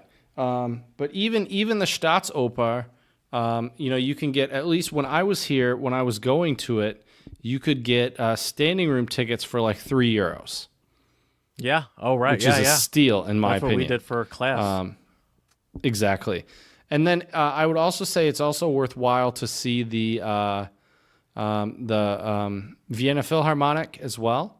In the usually I believe they perform in the Musikverein, which is this beautiful kind of red-looking building. So obviously music is a big thing in Vienna. As we've mentioned, highly suggest visiting some museums. My two favorite museums, I think, were the Museum of Old Music Instruments. It's like a collection of all these old music instruments. Well, that's They have cool. Sounds right Mozart's up your alley. Father's violin. They have a bunch of really awesome guitars. I'm not sure if you're allowed to take pictures in there or not, but I definitely snuck a bunch of pictures of guitars while I was in there. I never fully understand the rules on taking pictures in museums because I've gotten in trouble for it, but also done it in front of security people, and security people haven't batted an eye. Well, I think usually the problem is if there's flash, because on paintings or old delicate items, I mean, if you think about the flash, millions of times, it can actually fade artwork and other things. Well, that's So probably I why think they that's have one the reason Mona why. Lisa on like a hyperbaric chamber on the wall. Exactly. But yeah, so that was one of my favorites. My other favorite, which I think you went with me to, was the Schatzkammer, or the treasure chamber, which has all these cool crowns. Is it Has like underground? a isn't narwhal tusk. I think so. it? Okay. And both of these are in the Hofburg. So a lot of the museums are right there. I would also suggest checking That out place the was kind of National creepy. Library. I remember that place now. Yeah, it was. It had kind of a weird vibe to it, didn't it? Yeah, because there were literally tombs down there. Oh no, you're thinking of something else. Oh, am I? That's called the Kaisergruft. And there's literally the emperor's tomb, and they have. Okay. Yeah, that's also creepy. I wasn't. It was cool to see, but yeah, I don't think I need to go back there again. Extra It was creepy. really creepy. Right. Yeah. Exactly. And there was another place that was kind of creepy like that we went to. That was this castle kind of in the outskirts that we went with class. And it was like this big castle, and there was specifically walking into the basement. I remember we all met outside on the front lawn. There's a picture of us on the front lawn on Facebook or something. Mm-hmm. And I wonder if you remember what that place is called, because I know I don't. But it wasn't really near like the center of the city, I don't believe. But it doesn't matter, because that's Was fake. it a castle or was it a monastery? Whew. Castle, I think. Okay, No, maybe it was a monastery. Maybe it was a monastery. I remember going to the I think Kloster Neuburg. Maybe that might be what it was, and it might have been a monastery. Yeah, but I'll look it up. anyways, one way or another, there's a ton of history here. And as we mentioned, if you're in Vienna for the first time, walk around the Ringstrasse. You will not be disappointed. Definitely get yourself a Wiener Melange in some cafe around here. Check out some of the traditional Viennese restaurants. Some Viennese food that I think you have to try, obviously, is Wiener Schnitzel. That goes without saying, I guess. But Kaiserschmarrn's really good as well. That's it's more of a dessert. Have you ever tried Kaiserschmarrn before? I need to look it up. I've definitely heard of it. That's really good. What are some other Viennese foods? I mean, I just ate so much mentioned the schnitzel. cake. That's all I associate. Oh, yeah, Sachertorte, for sure. Oh, dude, Mannerschnitten. Oh yeah, that's from Austria? Yeah, that's from Vienna. Another fun Mannerschnitten. fact of something that's from Vienna: Red Bull. I thought that was from Salzburg. Okay, never mind. It's from Austria, nonetheless. Oh, and Apfelstrudel. Oh, yep. You can't go wrong with some good I'm looking at strudel. Kaiserschmarrn, and yes, I have had that, which is actually kind of similar to strudel. Can you describe it to our listeners out there? Is a shredded pancake that takes its name from the Austrian Empire. Kaiser Franz Josef. Kaiserschmarrn is that's what. And it looks like you dip it into, what is that? I can't tell what you dip it into. I'm not sure either. But I'm clicking on. See, now my internet is apparently deciding to run slow, as I've been bragging about it this entire time. But anyway, yeah, it's just like a dessert, and it's like a pancake that you dip into some sort of other sweet dipping sauce, and it's like topped with powdered sugars. How could you not like that? Oh, here it is. Let's see, dip. Let's see if I do search for dip. Nope. Oh, applesauce. Yep, that's it. So there you go. So I'm trying to think of some other good foods. I think we covered the main ones. Oh, without a doubt. So I have a question for you. Do you have any pet peeves or things that bother you that you kind of just keep inside when you travel with your parents? Of course. Or can you tell me about them, or are they an earshot? I mean, I think it's just. But that's when I wouldn't necessarily say it's a pet peeve. It's just a different way to travel. Right. It's just personalities. Well, not only that, but when I'm here, I try to not be my first priority, because I want to spend time with my parents. I want to show them an amazing time, But I mean, the thing that we mentioned in the last episode, I always realize, like, I'll start walking and then I look behind me, and my parents are a few steps behind me, so I got to be more patient with that. But other than that, I mean, I really love traveling with my parents. It's a lot of fun. You guys seem to have like a great relationship. Yeah, I'm very fortunate. I really love my parents. They're great people.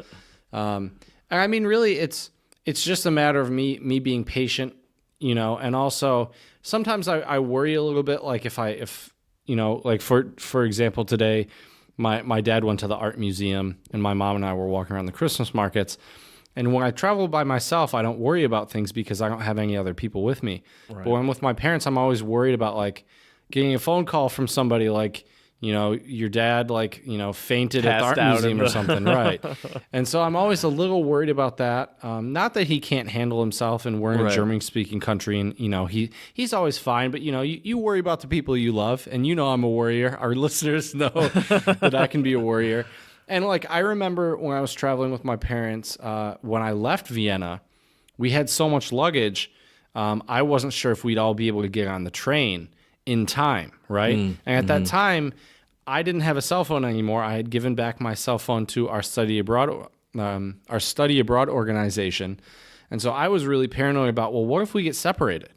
Now at least we have a home base, right? So if we get separated, I would assume eventually my mom or my dad would come back to the apartment and everything would be fine.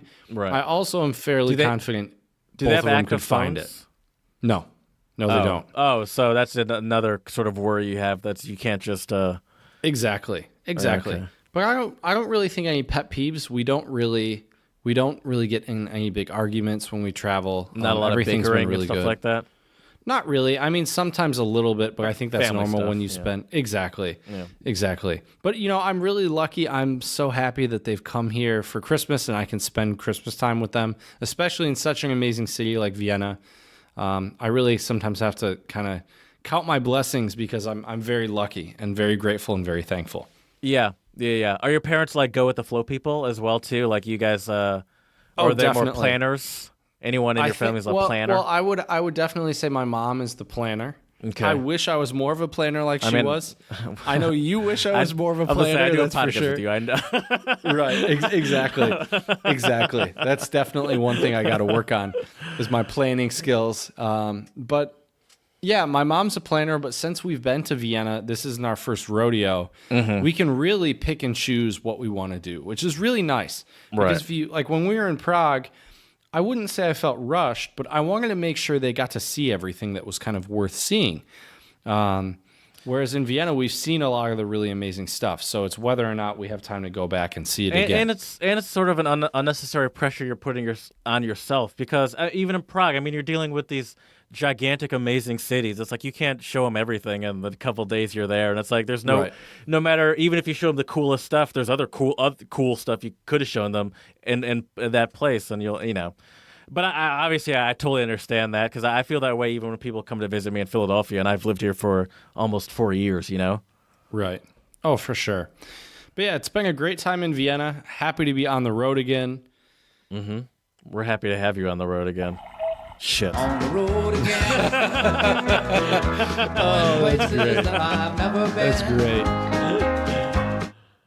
But yeah, and we hope that this episode will be helpful to anyone traveling to Vienna. And feel free to contact us at untranslatablepodcast@gmail.com or on Facebook, Untranslatable Podcast. If you have any questions about Vienna, I would be happy to give you suggestions. I'm sure Jared even would be as well.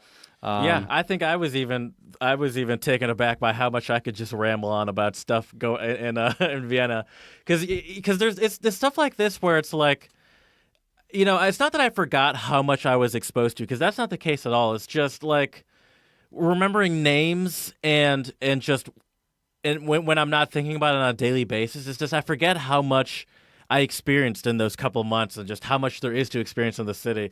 And it's when you ask me, it's oh, so what are some things you would like to see? And especially when I do my research, especially for these on the road again things, I try to avoid just talking about tourist stuff because it's anyone could just Google that and find tourist Right. stuff. Oh, for sure. And so it's oh man, we could go on forever on just things that amaze me. It's well, if I'm only going to go for a week, I want to make sure I see this, but then also this, but then also this. Oh, but I also want to see this. It's oh, but I can Exactly. spend a whole day just here. And right. I mean, you And could it's just, I spend a whole forgot. day at Regen in Vienna, no problem. oh yeah, I mean just walking around to get there when our teachers tortured us. That was crazy. That was absolutely crazy. Yeah, so I forgot. Is it cool if I tell that story real quick? Because that's Sure. kind of a funny story. Of course. So in our German class, it was high time. What was it? Probably end of October or maybe even beginning of October. A I little don't earlier remember. than that, yeah, because it was nice out. End of September, I think. It was definitely I think nice it was end out. of September. Yeah, it was super nice out. And our teacher said, we're going to go on a short hike. Yes. to Regen.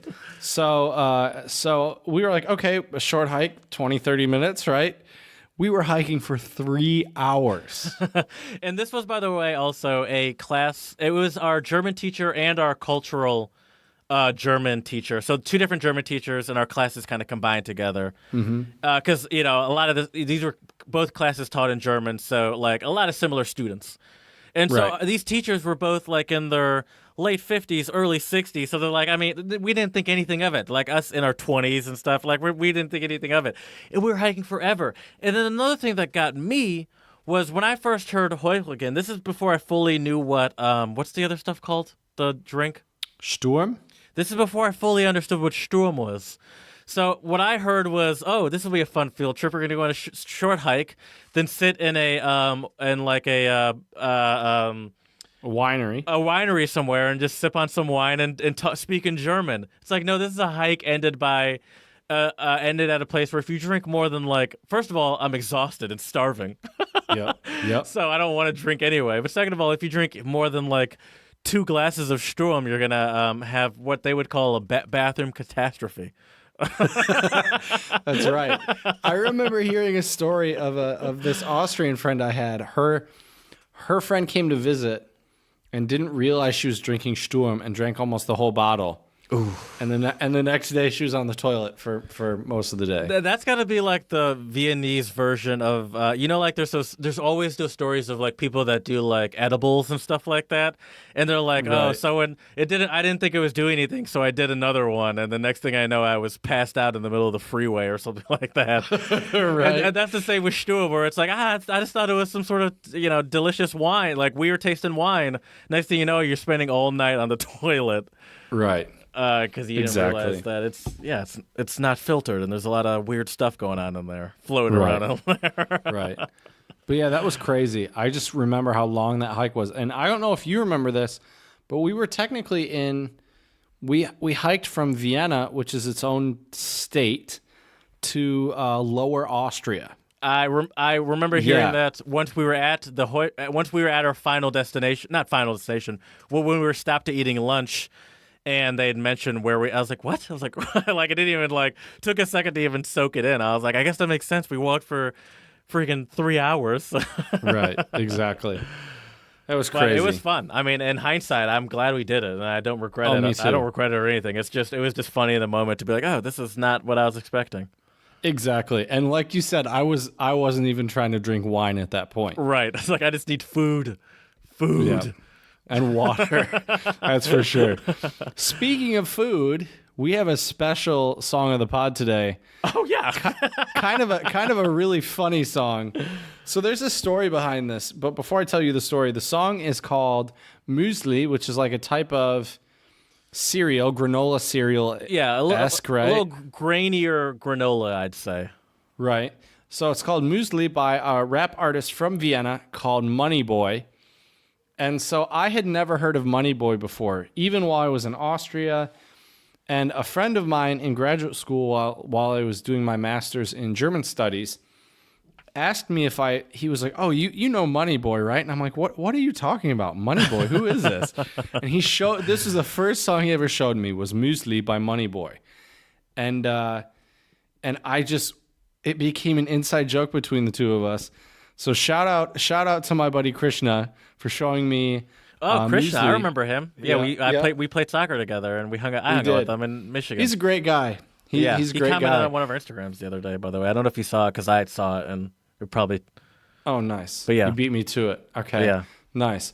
But yeah, so he showed me Muesli, and then that was kind of the joke. The whole year round, one of us would say one of the lines from the song, like, Ich bin so healthy.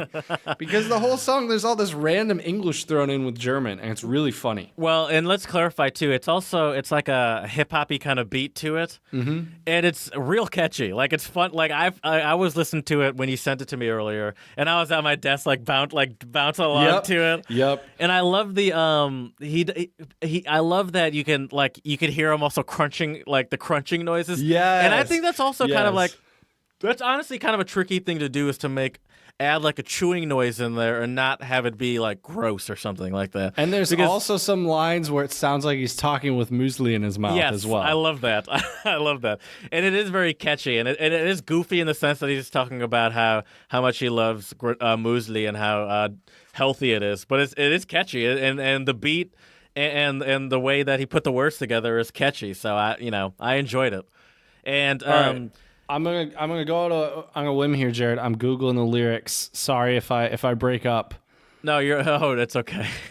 All right. I'll say this though, it is a much preferred, at least personally for my own taste. It is much preferred to the original Viennese song you gave me as an option, which was a very classical Viennese like classical piece that you'd hear at the Staatsoper or something, which is a very nice piece. But this is fun and funny. And so he says, ich esse Müsli mit Milch zum Frühstück. Zum Frühstück. It works. It's so funny. And he's I eat muesli for breakfast, essentially. Yeah, with milk, because some people will eat yogurt instead. And then I love this line, ich lebe den healthy lifestyle, Moneyboy balt. So I live the healthy lifestyle, Moneyboy balls. Yeah, it's just so funny. And this other line's really great too. Das Müsli ist so crispy, ich balle wie Nowitzki. So he's talking about Dirk Nowitzki. So this song is like, if you're in a bad mood, or like, there was a while where I would play this song while I was eating breakfast, and it just puts you in a good mood. Dude, I was just about to say, this is a great song for anyone that which is most people that have like some sort of job that requires them to like drive to work at like 6 a.m. or something, and like I can imagine listening to this in the car on the way to work in the morning to like get me sort of woken up and pump me up for the day. Right, for sure, absolutely. So check that out. Money Boy. The song is titled Muesli. We'll have it up on our Twitter and our YouTube. The playlist is growing. It's a banger, dude. I love it. It's just so funny. Like it's a classic. I'm glad you brought that one up. I like it. That's fun. It's a good one. It's a very good one. Well, Jared, I've been slacking on my Czech learning because I've been trying to just breathe in all this beautiful Austria and Vienna. And it couldn't be more Vienna than with our Austrian word of the pod for today, which is what, Jared? Ja, oida. Which is right, oida, but oida, which is a personal favorite, I think, of us and just all of our friends because we use it so much. Oh, for sure. But it's just, as we've mentioned before, you've heard us say this before, but it's just bro, essentially. Or dude, yeah. Or dude, or bro. Yeah. But it sort of those generic. But it means so much more than that, Jared. That's the beauty of it. If you go on Google and type in... But so does dude. Dude means so much more than just dude as well. That's true. Good point. Very good point. Actually, I think that's a really good comparison. It has a life of its own. Why those work. It does. And you can hear, I've heard so many people, I've only been here like a day, and I've heard so many people say oida. Girls say it, guys say it, everybody says it. I guess that's I was about to say, I think I'm also a little jaded because not most of my friends, but most of my German-speaking friends when I studied abroad in Austria were dudes or men. Right. So like I had friends that were men, but most of the best German speakers I knew were men. That just happened that way. I don't know. But anyway, right. So like we used it a lot as just generic bro because it is used that way as well. Right. But I guess I wasn't aware of just how widespread it is used by people and not just like bros or like hey dude or hey buddy or something like that. Right. And how versatile of a word it is. Yeah, much like dude. Right, for sure. And I think this oida also might have won like word of the year either this year or last year in Vienna, which is awesome. And it comes from the German word Alter, which also means dude, but the way the Austrian German is smooth it out. Oida. Alter, oida. Smooth it out. Completely that different. T's too hard. That's right. You got to get that D and that L. We don't need that. We only need that L if it's on the end of a word. Otherwise, give us that oi. Oida. It's a great word. That's for sure.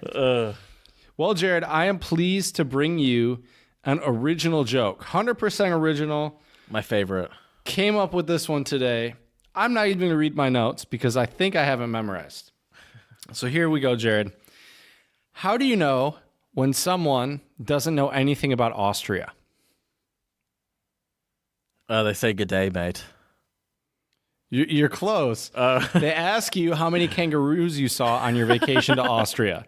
By the way, it's funny that you say that. That joke sounds cheesy, but has that not I mean, not obviously not the kangaroo thing, but have people not gotten it confused when you've come back? Like when you came back to Michigan in college, did people not get it confused? Because it happened to me. Oida, I was asked, did you see kangaroos while you were there? Oh, you were literally asked that? I was literally asked. Oh, yeah. I don't know if I was asked that directly, but I was definitely, I definitely brought it up, and then halfway through the conversation, I'd be like, oh, this person thinks I was in Australia. Right, exactly. So it happens.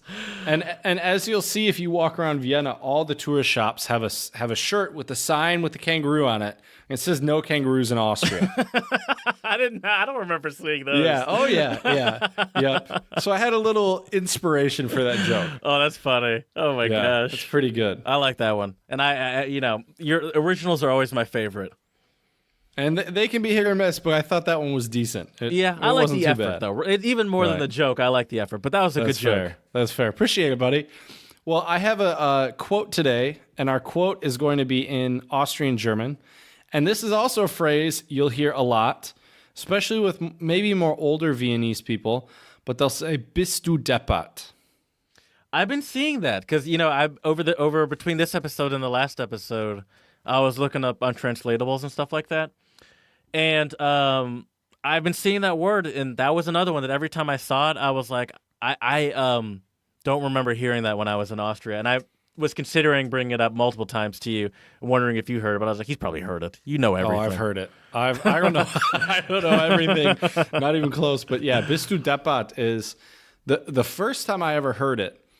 I was at this really cool guitar shop where this guy repairs and builds guitars. That's where I bought my Biedermeier guitar, the small guitar I bought while I was there. And I think the guitar is easily over 100 years old, which is a pretty cool story in and it's of itself. Yours specifically? Yeah, I bought it. Yeah. I bought it while I was in Austria back in the day. I assume you still have it. I do. And actually, maybe I'll have to see if I can dig up a photo. We can pop that on the gram because it's a cool looking guitar. And I'm wearing the tux that I bought in Vienna as well. I was about to say, dude, that's hilarious because I was just about to say this is Chad's flex episode. That's right. Weird flex, but okay. That's not a weird flex at all. Those are legitimate flexes. Vienna. But yeah, that's true. But yeah, so anyway, the first time I ever heard it, I was in this guitar shop. I think it was, I would assume it was like his wife. The way they talk to each other, I would assume it was his wife. And I was asking him questions, all sorts of questions, picking his brain. And I asked him, there's this traditional Austrian instrument called I believe it's called a sitar. And it's looks kind of like a small harp that you lay flat. And I asked him, how do you play it? And he was like a guitar. And his wife smacked him and was like, bist du deppert? Are you stupid? Like this young kid is genuinely interested in this stuff and you're giving him these sarcastic answers. I thought it was funny, but was he grossly? So it's not played like a guitar at all. No, you play it on your lap.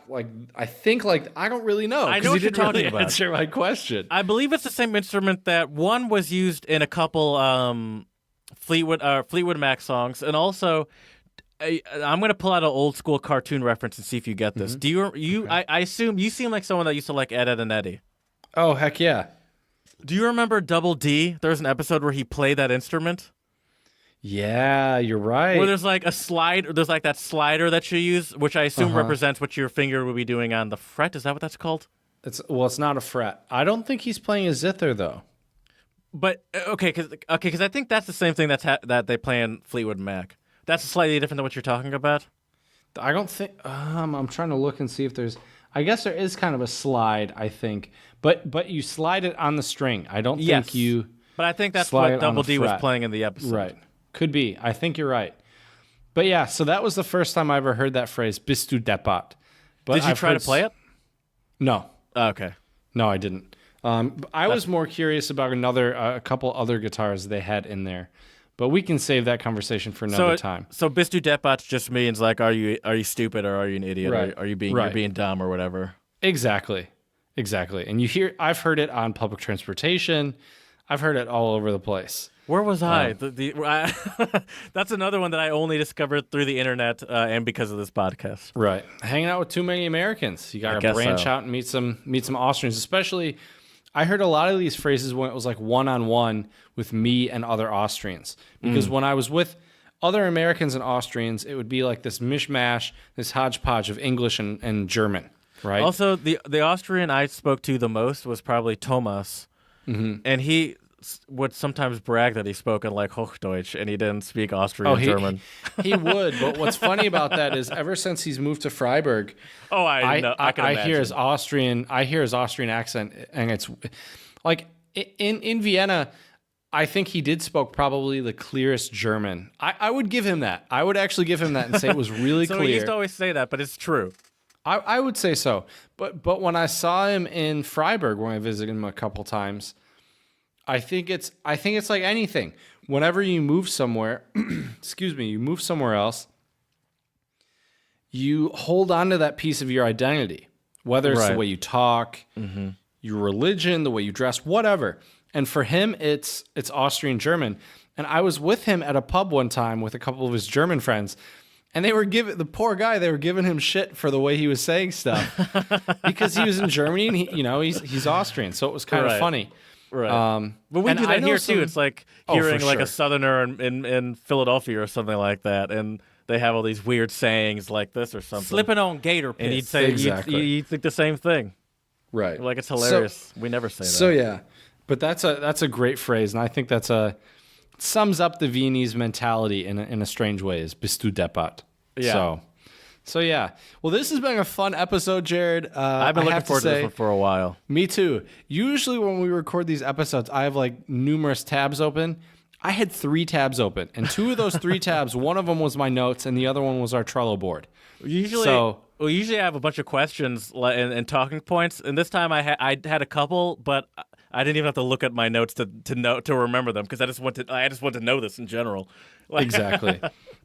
I hope eventually at some point we'll have an On the Road Again 2 for Vienna. On the Road Again Vienna 1.0 or 2.0. Maybe with both of us live in Vienna. Who knows? That would be amazing.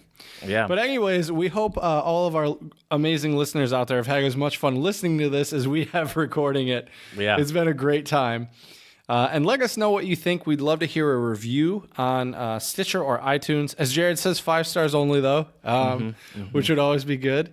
Let us know which untranslatable... Exactly. Let us know which untranslatable phrases you've been enjoying throughout our time with this podcast. Also, let us know. We'd love to hear about any of your travel stories as well. And you can get at us at Twitter, Untranslatable1. Check out our Song of the Pod that will be dropping on there when this episode drops. Shoot us an email, untranslatablepodcast@gmail.com.